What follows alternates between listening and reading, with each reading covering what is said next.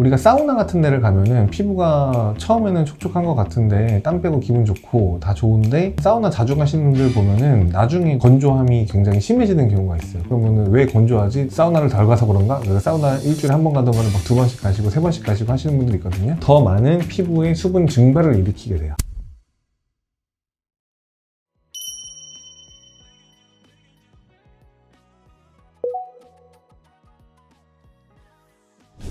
그것도 한 가지 방법이긴 한데 그것만으로 충분하면 사실 피부가 안 촉촉한 사람이 없겠죠. 화장품 아무 데서나 다 살 수 있고 화장품만 바르면 모두가 촉촉해진다고 하면 뭐 시술이나 생활 습관이나 영양제나 이런 것들이 나왔겠어요? 이제 전혀 안 나왔겠죠. 그래서 단지 좋은 보습 제품을 바른다고 해서 속까지 촉촉한 피부를 만드시는 것은 안타깝지만 불가능합니다. 얼마 전에 장성규 씨가 유튜브에서 소유 씨 집에 이제 찾아가는 영상을 봤는데 새벽에 가서 깨우는 그런 프로그램이었던 것 같아요. 그래서 딱 소유 씨 얼굴을 봤는데 피부가 너무 촉촉하고 너무 좋은 거야. 피부가 왜 이렇게 좋냐? 뭐 이렇게 놀라는 영상을 본 적이 있었는데 단순히 화장품만 바른다고 그렇게 이제 촉촉한 피부가 완성되는 건 아니죠. 물론 기초 케어도 필요하겠지만 생활 습관 관리라든지 아니면 다양한 시술이라든지 뭐 여러 가지가 복합적으로 잘 됐을 때 이제 소유씨 같이 촉촉한 피부를 가질 수가 있게 되는 겁니다.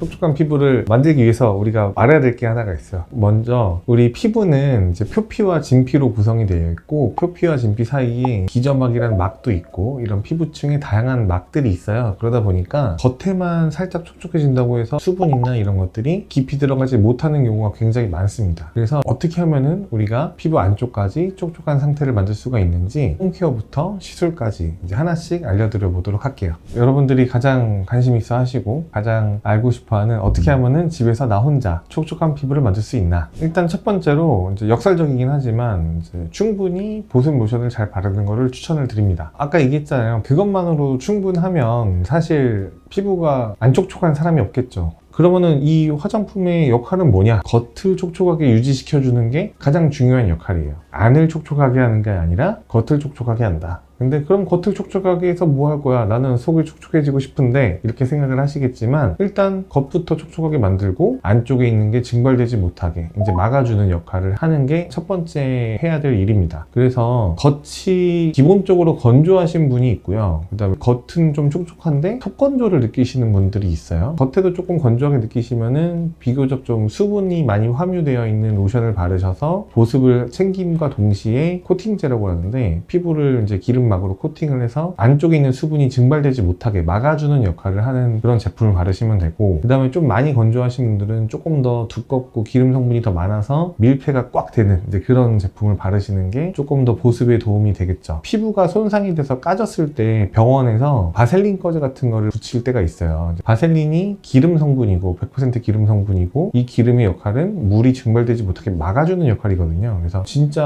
너무 건조하신 분들은 이제 수분이 너무 빨리 증발되는 분들은 바셀린 같은 것을 코팅하는 것도 일종의 방법이 될 수가 있습니다. 하지만 너무 끈적거리니까 바셀린을 함유한 제품들로 이제 쓰시는 게 더 낫기는 하겠죠. 다시 돌아가서 수분 로션과 밀폐제로 사용되는 그런 로션들 혹은 뭐 바셀린 같은 제품들 이런 거의 가장 큰 역할은 피부를 속건조를 해결해 주는 게 아니라 피부 속에 있는 수분이 밖으로 증발되지 못하게 막아주는 역할을 하는 요 역할이 가장 중요한 역할이다. 이렇게 생각을 하시고 홈케어 때 꼭 로션을 바르시는 것을 추천을 드립니다. 수분 증발로만 치면 가장 기름기가 높은 성분이 좋아요. 쉐어 버터라든지 코코넛 오일, 미네랄 오일, 각종 버터류, 오일류, 기름으로 생각되는 그런 것들 성분이 있잖아요. 그런 성분 함유량이 높을수록 코팅이 많이 되고 코팅이 많이 될수록 증발이 더 많이 막히겠죠. 가장 센 거는 바셀린 코팅하는 게 가장 세요. 코팅으로서는. 근데 꾸덕꾸덕하고 사용감이 너무 불편하고 얼굴에 기름을 치덕치덕 바르고 있으면 끈적끈적하고 싫잖아요. 그러니까 사용감을 좋게 하기 위해서 에멀전화라고 하는데 로션은 이제 기름기가 조금 더 적은 거고 크림은 조금 더 꾸덕꾸덕한 거고 이제 이런 제형으로 이제 구별을 하는데 그런 기름 성분이 많을수록 조금 더 코팅 효과가 좋다. 근데 그게 내 피부나 내 사용 패턴에 맞지 않을 수 있으니까 일반적으로 판매하는 대부분의 로션 어떤 종류를 쓰셔도 우리가 원하는 기본적인 최소한의 코팅 효과나 보습 효과는 가져가실 수 있다. 오히려 여드름 있는 분들은 기름 성분 너무 많은 걸 쓰면은 여드름이 더 악화가 돼요. 그래서 그런 분들은 오히려 기름 성분이 없는 걸 써야 돼요. 약간 건조하더라도 내 피부에 맞게 셀렉을 하시면 될 것 같습니다.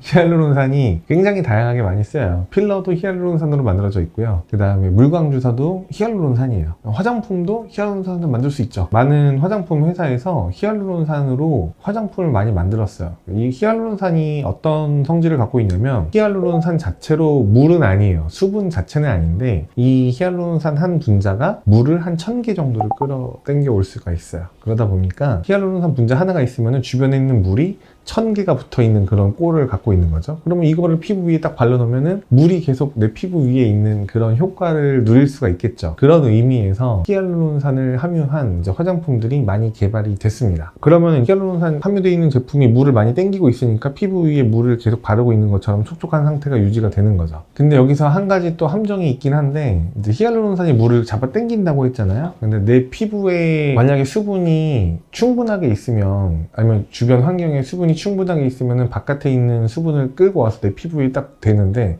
밖에도 수분이 없고 내 피부에도 수분이 별로 없어, 밖에 완전 건조해. 그러면 히알루론산 분자가 수분을 내 피부에서 끌어당겨 올 수도 있어요. 그러면 오히려 내 피부가 더 건조해질 수가 있는 거죠. 그래서 히알루론산 제품, 단독 제품을 쓰는 거는 문제가 있고, 히알루론산이 그렇게 좋으면 필러를 그냥 얼굴에 바르죠, 로션 대신. 그러니까 그렇게 쓰진 않고, 히알루론산이 함유가 되어 있지만 수분도 같이 넣어놓는 거예요, 화장품에. 이미 이 히알루론산은 충분한 수분을 같이 데리고 있게 해서 그걸 자체를 바름으로써 히알루론산을 바른다라는 것보다는 히알루론산이 데리고 있는 수분 1000개 정도를 같이 피부에 얹어 놓는다, 이제 이런 컨셉으로 생각을 하시면 될 것 같습니다. 저는 사실 큰 효과는 없다라고 생각합니다. 왜 크게 효과가 없다고 생각하냐면, 정상 성인 체중 기준으로 온몸에 7g 정도의 히알루론산이 원래 자연적으로 있어요. 7g 정도. 원래 있는 히알루론산이 매번 생겼다가 다시 없어졌다가 생겼다가 없어졌다를 계속 반복을 하거든요, 24시간 내내. 그래서 한번 만들어진 히알루론산이 24시간이 지나면 사라지면서 새로 만들어진 걸로 대체가 돼요. 이제 이렇게 되는데, 이 대체되는 과정에서 먹는 히알루론산이 대체되는 거에 영양분, 에너지로서 작용이 가능은 하겠다, 이제 이런 컨셉이긴 한데, 전신에 7g 정도인데 이거를 굳이 먹어가면서까지 보충을 할 정도의 양이 부족하냐 하면, 식품으로도 이미 넘치게 사실 최근에는 다들 많이 드시기 때문에 히알루론산을 먹어서 보충할 정도로 다이렉트로 원료가 먹었다고 딱 피부로 가는 게 아니기 때문에 큰 의미는 없을 것 같다라고 생각이 들고, 소화되는 과정에서 그냥 기본 영양소로 다 쪼개지기 때문에 개인적인 생각으로는 먹는 히알루론산은 안타깝지만 크게 효과가 없을 것 같다. 집을 후끈후끈하게 안 쓰시는 게 좋아요. 우리가 사우나 같은 데를 가면은 피부가 처음에는 촉촉한 것 같은데 땀 빼고 기분 좋고 다 좋은데, 사우나 자주 가시는 분들 보면은 나중에 건조함이 굉장히 심해지는 경우가 있어요. 그러면은 왜 건조하지? 사우나를 덜 가서 그런가? 사우나 일주일에 한 번 가던 거를 막 2번씩 가시고 3번씩 가시고 하시는 분들이 있거든요. 심지어 저희 이모가 사우나 매니아셨는데 얼굴 딱 보니까 얼굴에 홍조가 너무 심한 거예요. 얘기를 들어보니까 일주일에 2-3번씩 사우나를 가셨대. 갔다 오면 피부가 맨들맨들하고 너무 기분이 좋으시대. 이게 사우나가 혈관이 확장이 돼요. 피부에 있는 혈관도 확장이 되고, 그럼 이 혈관이 확장된 게 피부의 표면 온도를 올려요. 내부에서. 밖에서 온도를 올리는 게 아니라 내부에서 피부 표면 온도를 올리게 되고, 올라간 피부 표면 온도는 더 많은 피부의 수분 증발을 일으키게 돼요. 그래서 사우나를 하시거나 집안에 난방을 너무 세게 틀거나 하시는 것을 조금 피하시는 게 속건조를 예방하는 가장 베스트 홈케어라고 생각을 하셔야 돼요. 그래서 아까 얘기한 것처럼 보습 로션 바르고 집안을 너무 뜨겁게 하지 말고, 난방 많이 틀어보시면 여러분들 느끼셨겠지만 겨울에 집안이 건조하잖아요. 왜 건조할까요? 밖에도 물론 건조하지만 난방을 켜니까 뜨거워서 수분이 다 날아가는 거예요. 여름 온도랑 똑같이 해놓으면은 겨울에 집이 온도는 똑같은데 엄청 건조해. 왜냐면 난방을 계속 틀어서 수분이 다 증발하고 있으니까. 그래서 가습기를 잘 틀어주시고, 그 난방 온도를 너무 높게 하지 않고 집안 습도를 잘 유지해 주시는 게 좋아요. 원래는 추천하는 습도는 50% 정도까지도 추천을 해드려요. 근데 50%하면 좀 꿉꿉하거든요. 그래도 최소한 40% 정도까지는 습도가 올라갈 수 있게 난방을 키실 거면은 가습기를 키시고 그 생활 습관을 꼭 지키셔라. 그 다음에 이제 수분 섭취 정말 중요해요. 여러분, 수분 섭취하라고 그러니까 어떤 분들은 아메리카노 마시면서 이거 아메리카노는 물이 더 많으니까 괜찮아. 술 드시면서 술도 90%가 물로 만들어져 있어. 그렇잖아. 뭐 소주 뭐 18도다 그러면은 82%는 물인 거잖아 사실. 근데 그렇게 하시면 안 됩니다.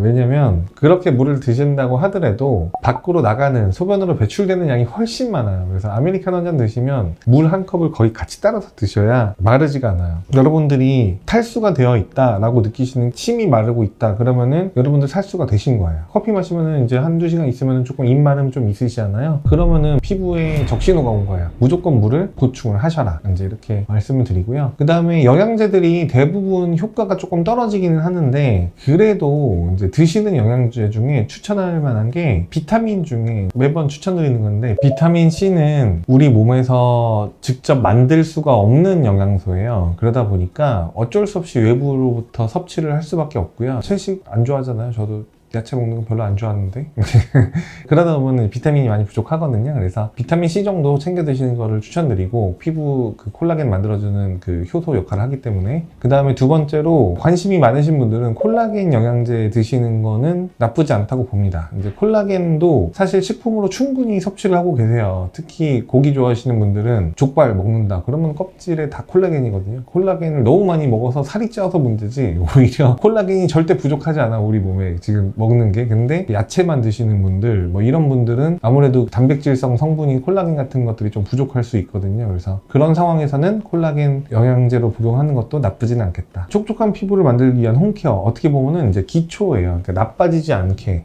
하고 피부를 정상적으로 유지를 시켜주는 것을 충분히 섭취를 해서 보충을 하고, 새로운 거를 하지 않고 이제 이렇게 할 수 있는 게 홈케어라고 생각을 하시고, 이럼에도 불구하고 피부가 정상적이지 않아서 혹은 다양한 여러 가지 이유로 피부에 염증이 있거나 질병이 있거나 아니면은 정상인데 더 촉촉해지고 싶거나 이런 사람들이 있을 거 아니에요. 이제 이러면 이제 홈케어로 더 이상 할 수 있는 게 없기 때문에 촉촉해지는 다음 단계로 넘어갈 수밖에 없습니다. 다음 단계가 시술이 되는 거죠. 피부를 촉촉하게 만드는 피부 시술은 두 가지가 있습니다. 첫 번째는 레이저 치료를 하시는 거예요. 피부를 재생시켜주는 레이저를 이제 꾸준히 하시다 보면 한두 번 했을 때는 효과를 못 보는데, 한 2주 간격으로 한 10번, 20번 이렇게 치료를 계속 꾸준히 받으셨다 그러면은 어느 순간 내 피부가 굉장히 촉촉해지고 좋아져 있는 상태를 느끼실 수가 있게 돼요. 주변에서 보통 먼저 알아보거든요. 피부가 왜 이렇게 좋아졌어? 이렇게. 근데 이제 단점은 여러 번 치료를 받으시고 꾸준히 해야 되고 시간이 오래 걸리니까 내가 느낄 때 효과가 딱 오지 않으니까 뭔가 이렇게 아쉬운 거죠. 좋아지는 거 맞나? 이런 의심을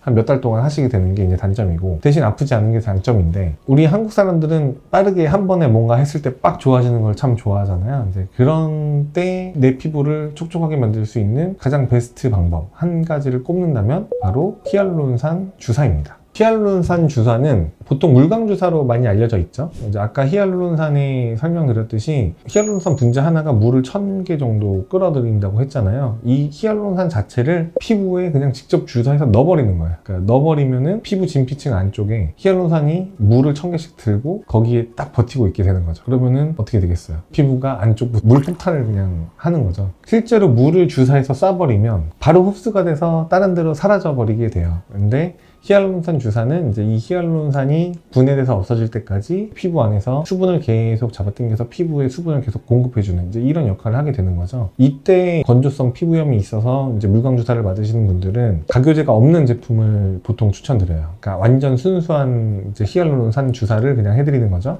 이런 경우에는 효과가 길게 가진 못해요. 짧으면 한 달, 길면 석 달 정도. 수분을 많이 먹고 정상화가 되면은 그 상태를 이제 항상성이라는 게 있어서 유지를 하려고 하는 성질이 있기 때문에 막 다치고 있는 애를 한번 치료해주면 촉촉하게 그때부터 살기 때문에, 물광주사 자체로는 효과가 한 달 만에 사라졌더라도 피부가 정상화된 것 때문에 석 달 이상 효과가 유지되는 경우가 있고, 물광주사 자체가 빨리 분해되는 단점이 있다 보니까 이제 회사들에서 막 개발을 해서 좀 오래 갈 수 있게 고분자로 만들어낸 물광주사들이 최근에 많이 출시가 됐거든요. 그래서 그런 종류들을 한 번 주사 맞고 3에서 6개월 정도 내 얼굴이 계속 촉촉한 상태를 유지할 수 있습니다. 물광주사 뭐 이미 얘기가 나왔으니까 얘기를 좀 드리면은, 스킨 부스터들이 요새 굉장히 많이 인기를 끌고 있어요. 여러분들도 스킨 부스터 한번 들어보셨을 텐데, 최근에 많이 인기를 끌고 있는 뭐 주베룩이라든지 뭐 울트라콜이라든지 기존에부터 인지도가 있었던 스컬트라든지 뭐 이런 다양한 스킨 부스터들이 있는데, 그 중에서 촉촉한 피부를 위해서 이제 뭘 할 거냐라고 한다면 당연히 가장 오랫동안 사용이 되었고 가장 안전한, 다른 부작용이 제일 적은 히알루론산으로 되어 있는 스킨 부스터를 맞는 것을 추천을 드리고 싶고요. 병원에 와서 이제 아픈 시술을 받으셔야 된다는 번거로운 단점이 있지만 한 번에 그 내 속건조를 확 해결해 줄 수 있는 좋은 방법이라고 생각을 합니다. 근데 제가 아까 말씀드렸잖아요. 히알루론산 주사. 히알루론산은 물을 잡아당겨서 촉촉하게 만든다. 그럼 히알루론산만 주사한다고 해결이 될까요? 그렇지가 않아요. 그러니까 히알루론산이 있는데 물이 주변에 없으면 오히려 주변에 있는 물을 끌어당기면서 이 히알루론산 주사가 안 들어간 나머지 부분을 황폐화시킬 수도 있단 말이에요. 사막화를 만들어 버리는 거예요. 나만 살고 쟤네는 다 사막이 돼버리는 거죠. 그래서 이제 주사를 맞기로 결정을 하셨다면 여러분들이 수분을 충분하게 섭취를 해주셔야 돼요. 내 몸에 물이 충분하게 있고 그 중에서 히알루론산이 강제적으로 그 물을 일부를 피부에 더 많이 갖고 오는 이제 이런 형태가 돼야지, 몸에 물이 없는데 피부에만 수분을 자꾸 끌고 오려고 하다 보면은 오히려 주사가 안 들어가는 다른 부위가 더 건조하게 느껴질 수가 있고요. 그래서 이런 물광주사 맞고 나서 맞아도 효과가 별로 없어요, 촉촉함을 잘 못 느끼겠어요 라고 하시는 분들이 가장 큰 특징이 뭐냐면 수분을 굉장히 섭취를 안 하세요. 여러분들 뭐 커피 드시고 물 안 드시고, 그 다음에 특히 여성분들 촉촉함을 원하시는데 물 자주 드시는 분들을 제가 많이 못 봤어요. 진짜 물 안 드시거든요.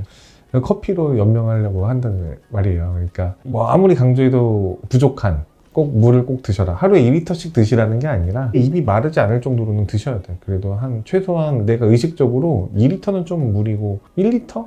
에서 여자분들은 좀 뭐 한 700에서 500ml라도 조금 드셨으면 좋겠는데 그것도 안 드시는 것 같아요. 밥 먹을 때도 물 한 모금도 안 드시고 드시는 분도 되게 많은 것 같아요. 그래서 물을 조금 잘 챙겨 드셨으면 좋겠습니다. 오늘 피부가 촉촉해지는 방법에 대해서 말씀드렸는데요. 이제 오늘의 영상이 도움이 되셨다면 구독과 좋아요 눌러주시고요. 그 다음에 건조한 피부로 고민되시는 지인분들이 있으시다면 오늘의 영상을 공유해 주시면 감사하겠습니다.